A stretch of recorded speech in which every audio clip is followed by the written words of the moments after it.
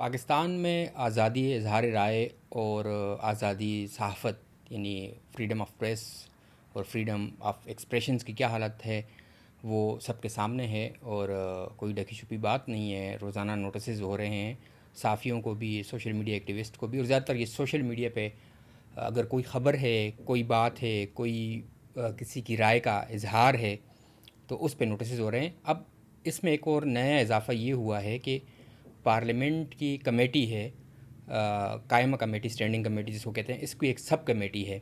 ये पाकिस्तान के सेनेट जो है ऐवान बाला, उसकी एक कमेटी है। और उसकी ज़ैली कमेटी ने एक सहाफ़ी और उसके टीवी चैनल के बारे में उसके जो वहाँ सेंटर्स बैठे हुए थे उन्होंने उस इजलास के दौरान जो कुछ कहा है वो एक नई, हम उसको कह रहे हैं कि नई बुलंदी छुई है हमारी पार्लियामान और उसके अरकान ने। उस वहाँ पर जो गुफ्तगू हुई है एक ख़बर के हवाले से, ख़बर जो भी हो, जैसी भी हो, गलत ख़बर भी हो सकती है, लेकिन उसका जो तरीक़ाकार है उस तरीक़ाकार के तहत वज़ारत इत्तलाआत भी या ख़ुद पार्लियामेंट की कमेटी भी बड़े मुनासिब तरीके से उस पर अपने तहफ़्फ़ुज़ात ज़ाहिर कर सकती है। लेकिन जो उसकी प्रोसीडिंग हुई कायमा कमेटी की, ज़ैली कमेटी जो है इंटीरियर पे यानी दाखिला, नारकोटिक्स से मुतालिक ये कमेटी है पाकिस्तान के ऐवान बाला सेनेट की।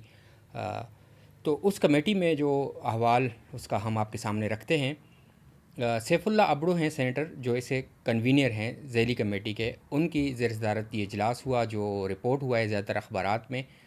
और उसमें सेनेटर तलहा महमूद हैं जो पहले JUI में थे, फिर पीपल्स पार्टी में उन्होंने इलेक्शन भी लड़ा जो हार गए वो चित्राल से। इसके अलावा सेनेटर दिलावर ख़ान और कुछ दीगर सेनेटर जो उस कमेटी के अरकान हैं। वहाँ पर एक नया मामला आया। मामला ये आया है कि पिछला जो इजलास हुआ था वो 20 तारीख़ को यानी हुआ ये इजलास 20 जुलाई को, और 21 जुलाई को एक ख़बर सामने आई। वो ख़बर टीवी चैनल्स पे नशर हुई, लेकिन ABN न्यूज़ है, औसाफ ब्रॉडकास्टिंग नेटवर्क, औसाफ रोज़नामा औसाफ जो है उसको ग्रुप है, उसने ख़बर नशर की। और उनके जो ब्यूरो चीफ़ हैं इस्लामाबाद में ज़मान मुग़ल, उन्होंने उस पर बीपर दिया, यानी टीवी पे वो बोले। इस पर वो इस कायमा कमेटी के इजलास में दिखाया गया और उस पर गुफ्तगू हुई और उस गुफ्तगू में बहुत कुछ निकला बाहर। ख़बर या मामला कहाँ से शुरू हुआ? मामला ये शुरू हुआ कि पिछले इजलास में कमेटी ने कुछ बात की, क्योंकि इस कमेटी के पास जो मैंडेट है वो है बॉर्डर सिक्योरिटी का, और वहाँ से स्मगलिंग जो हो रही है FBR के हवाले से और नारकोटिक्स के हवाले से, मंशियात के हवाले से, और ये कि जो सिगरेट जो इंपोर्ट हो रहे हैं पाकिस्तान में गैर कानूनी तौर से जो आ रहे हैं इंपोर्ट के अलावा, तो उस पे जो कस्टम ड्यूटी छुपाई जाती है या जो टैक्स चोरी किया जाता है वो अरबों में है। तो उस हवाले से ये कमेटी चीज़ों को देख रही थी। तो उस इजलास के बाद उनका, ये कमेटी का ये दावा है कि उस इजलास के बाद उनके ख़िलाफ़ मुहिम चलाई गई, या ये उस इजलास का शाखसाना है कि ये ख़बर नशर की गई। अब ये ख़बर थी क्या? बुनियादी तौर पर ये ख़बर है कि पाकिस्तान में मोटरवे पुलिस ने कुछ 11 के लगभग ट्रक रोके, और उन ट्रकों में जो है वो गैर कानूनी तौर पर पाकिस्तान में लाए गए इंपोर्टेड सिगरेट थे, जो इंपोर्टेड मटेरियल था उस मवाद से या तंबाकू से बनाए गए सिगरेट थे। ये ख़बर आई। अब कायमा कमेटी की ज़ैली कमेटी, इस कमेटी का जो है इसका ये मौक़िफ़ था सेंटर सैफुल्ला अबड़ू का कि एक बाकायदा एक मुनज़्ज़म मुहिम थी शायद जो चलाई गई। उनका ये है कि पिछले इजलास के बाद ये सारा कुछ हुआ। सेनेटर तलहा महमूद का भी यही मौक़िफ़ था कि इस वजह से हुआ है। अब हुआ ये है कि इन 11 ट्रकों में जो मोटरवे पुलिस ने जारी किया है जो प्रेस रिलीज़, उसके मुताबिक ये 22 अरब रुपए का सामान था। अब हुआ ये कि इन्होंने बुलाया FBR को कि आप बताएं जी ये आपने ख़बर, ये प्रेस रिलीज़ क्यों जारी की? जो पाकिस्तान का टैक्स इकट्ठा करने वाला वफाकी महकमा है FBR, तो उसके हुकाम जब आए कमेटी में, उन्होंने कहा जी हमने तो नहीं दी खबर, ना हमने ये प्रेस रिलीज़ जारी की और ना ये हमारा मैंडेट है। उन्होंने कहा ये कस्टम्स का काम है। अब कस्टम्स का नुमाइंदा भी आया हुआ था, उसने कहा जी हमने भी नहीं दी। उन्होंने कहा फिर कैसे आई ये ख़बर, कहाँ से आई है? तो उन्होंने कहा जी ये तो मोटरवे पुलिस ने शायद जारी की है, मोटरवे पुलिस का जिक्र है इसमें। तो फिर वो टीवी पे जो ख़बर नशर हुई थी ABN में, वो दोबारा चलाई गई वहाँ पर। फिर ये सवाल किया गया। अब उस पे जो मसला था, मसला ये था कि उस ख़बर के दौरान वहाँ पर एक सेंटर हैं फैसल सलीम उनकी तस्वीर नशर की गई उस ख़बर के साथ, और मुबैना तौर पर ये कहा गया कि शायद ये सेंटर्स जो हैं इनका ये इसके पीछे वो थे जो गारंटर रखें, ये उनके हैं। अब मसला इसमें जो मामलात सामने आए उसके बाद ये इशू ये हुआ कि एफबीआर और कस्टम्स ने जब ये कह दिया कि हमारा नहीं है, तो फिर मोटरवे पुलिस को बुलाया गया, मोटरवे पुलिस के आईजी को बुलाया गया, मोटरवे पुलिस के आईजी आए, उनने कमेटी को बताया कि जी हमारा मैंडेट ये नहीं है, और हमें तो जो हमारी मेमोरेंडम ऑफ अंडरस्टैंडिंग है, जो मुफाहमती यादाश्त है या उनके साथ जो कानूनी तौर पर जो भी मामलात हुए हैं, वो ये हैं कस्टम हमें इतला देता है कि फ़लाँ जगह से फ़लाँ जगह पर ये ट्रक हैं या ये चीज़ है, इसको रोकना है, तो हम उसको रोक देते हैं, हम उनको हैंड ओवर कर देते हैं, हमारा इसके साथ कोई लेना देना नहीं होता। अब यहाँ पर उनका मामला भी निकल गया।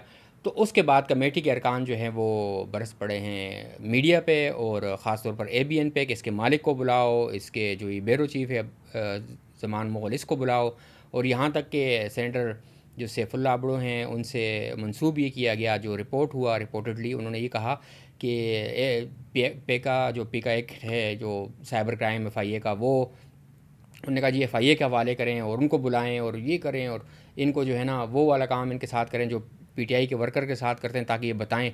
और फिर ये भी यहाँ तक कहा गया सेंटर्स की जानिब से कि इनके फ़ोन लें ताकि वहाँ से पता चले कि इनको किसने ख़बर दी और कहाँ से ख़बर मिली। अब अगर सेनेटर को ये सेनेट की कमेटी के अरकान को, जो सेनेटर्स हैं, उनको ये है कि ये ख़बर FBR या कस्टम्स हुकाम ने दी और उनको बदनाम करने के लिए, तो वो उनको पहले जांच पड़ताल वहाँ से करनी चाहिए उनसे।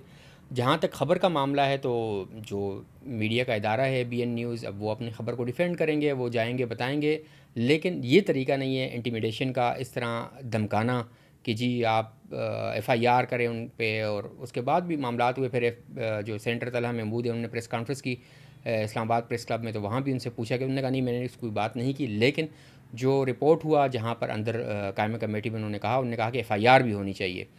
अब मसला ये है कि FIR आप सिर्फ इस बुनियाद पे करेंगे, किसी ने ख़बर नशर कर दी, अगर आपकी हद तक इज़्ज़त हुई है, किसी सेंटर का गलत मंसूब किया गया, और अगर रिपोर्टर ने या उस मीडिया इदारे ने उनका मौक़िफ़ नहीं लिया, और अगर ये प्रेस रिलीज़ नहीं थी, उनकी अपनी ख़बर थी, तो वो अपनी ख़बर को डिफेंड करेंगे। अगर प्रेस रिलीज़ थी तो किस महकमे ने भेजी, कहाँ से आई, उनको एक मौका देना चाहिए था, उसके बाद ये सारी बातें हो सकती थी। लेकिन उससे पहले ही ये सारा कुछ कह दिया गया, और फिर उनको बुलाया गया कि वो आएँ जी अपना मौक़िफ़ पेश करें, और वज़ारत इत्तलात को भी कहा गया कि जी आप जाके इनको आप ख़त लिखें, इनसे पूछें BN से, और फिर FIA को भी कहा गया कि आप इंक्वायरी करें और ये बताएं कि ये कैसे ये सारा कुछ मामलात यहाँ तक पहुँचे। तो अब सूरत हाल ये है कि मीडिया का कोई इदारा ख़बर देता है तो उस पर भी ये रिएक्शन है, और ये पार्लियामेंट की एक कमेटी है उसका ये रिएक्शन है। दूसरी जानिब सहाफ़ी जो हैं उनको उनके यूट्यूब चैनल्स पे की गई गुफ्तगू पे या किसी दी गई ख़बर पे या उनकी ट्वीट्स पे उनको नोटिस जा रहे हैं। असद तूर को 2 नोटिस 2 दिन में हुए, फिर एजाज़ सैयद ने ट्वीट किया कि उनको 1 दिन में 2 नोटिस या 2 दिन में 2 नोटिस उनको मिले हैं NCCIA के, लेकिन उन्होंने कहा मैं पेश हूँगा। असद तूर तो कह रहे हैं कि उन्होंने अपना रिप्लाई यानी जवाब जमा करा दिया है, चूँकि उन पर जो इल्ज़ामात हैं वो कुछ इस नोयत के हैं असद तूर के मुताबिक कि जो उन्होंने मंसूब किया था जिन से लोगों से कि ये उन्होंने कहा है, उन्होंने अपने यूट्यूब चैनल पे कहा था, लेकिन वो बराह रास्त उन पे ये धर दी है कि इन्होंने असद तूर ने कहा है। तो असद तूर कहते हैं कि मैं इस तरह तो नहीं जाऊँगा, इनके सामने पेश नहीं होऊंगा। उनके वकील गए हैं लेकिन जवाब उन्होंने नहीं लिया, NCCIA ने उनसे जवाब वसूल नहीं किया, तो फिर उन्होंने कोरियर के ज़रिए भेज दिया। ये असद तूर का मौक़िफ़ है, उन्होंने इस मौक़िफ़ को अपने ट्वीट भी किया है। उससे पहले उन्होंने हाई कोर्ट से रिव्यू किया था, और हाई कोर्ट ने हिदायत की थी NCCIA को कि पहले आप तमाम इल्ज़ामात उनको प्रोवाइड करें, उनको बताएं कि आप पे ये इल्ज़ाम है, तो ताकि वो अपना डिफेंस या अपना दिफा ले सकें और अपना दिफा पेश कर सकें। तो उसके बाद से फिर NCCIA ने उनको वो जो इल्ज़ामात की फ़हरिस्त थी वो मुहैया की, लेकिन उसके बाद उनको टाइम बहुत कम दिया। तो इसी तरह एजाज़ सैयद का मामला है। एजाज़ सैयद के जो नोटिस हुए हैं, अब मालूम ये हुआ है कि वो CDA की जानिब से कोई कंप्लेंट है, शिकायत है, और CDA जो है वो पाकिस्तान में वज़ारत दाखिला के मातहत है। CDA का मतलब है पाकिस्तान में जो इस्लामाबाद का वफाकी तरक्याती इदारा है, कैपिटल डेवलपमेंट अथॉरिटी, तो उसमें कोई ख़बर उससे मुतालिक उन्होंने दी थी। वहाँ कोई सफाई का ठेका दिया जा रहा था, उससे मुतालिक कोई ख़बर एजाज़ सैयद ने 2 माह पहले अपने यूट्यूब चैनल पे गुफ्तगू की थी। तो वो उसे क्लिप्स नून लीग के सोशल मीडिया ने पिछले दिनों जो मुहिम चली 2-3 दिन पहले मोहसिन नकवी जो वज़ीर दाखिला है उनके ख़िलाफ़, तो वहाँ पर वो क्लिप्स निकाल के शेयर किए। तो उसमें शायद कोई हक़ाइक़ या कोई कहीं जुमला गलत हो गया होगा, कोई मंसूब दुरुस्त नहीं हुआ या क्या मामलात है। अब तो ये एजाज़ सईद अपने जब डिफेंस लेंगे उसमें मालूम होगा, लेकिन ये उनको नोटिस जो हैं इस मामले पे हैं और अब उन्होंने जो है इस पे हाई कोर्ट से भी शायद वो रिव्यू करेंगे इन जो उनको नोटिस NCCIA ने जारी किए हैं। तो सूरत हाल ये है कि कुछ समझ नहीं आ रही पाकिस्तान में किस बात पे कहाँ से कैसे आपको नोटिस कहीं से भी आ सकता है। और अब ये है कि पार्लियामेंट की कमेटी यानी कायमा कमेटी जो है उसकी ज़ैली कमेटी किसी प्रेस रिलीज़ के ऊपर दिए गए बीपर पे भी आपको कह सकती है कि जी आप इनको गिरफ़्तार करें, इनके ख़िलाफ़ FIR दर्ज करें। अब पहले आप लोगों को बुलाएं, उनसे पूछें और अगर वो अपना डिफेंस फर्निश नहीं कर सकते तो उनको कहें कि वो माजरत चलाएं, माफ़ी मांगें।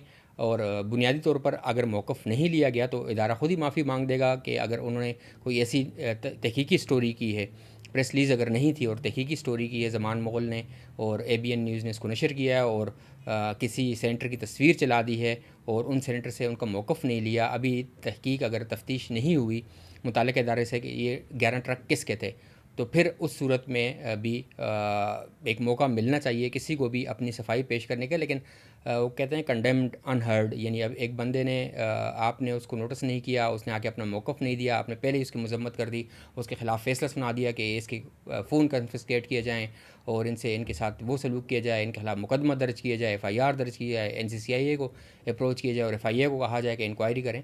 पहले उस बंदे को आप नोटिस करें, बुलाएँ, एक चीज़ नशर होगी वो तो नशर हो गई।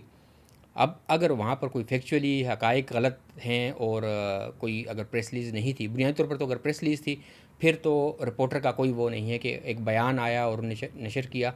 लेकिन अगर जिस तरह कस्टम्स के हुकाम ने कहा है कि उनके FIR में किसी सेंटर का ज़िक्र नहीं है, तो ये कुछ ऐसे चीज़ें हैं जो अब 1-2 दिन में सामने आएंगी।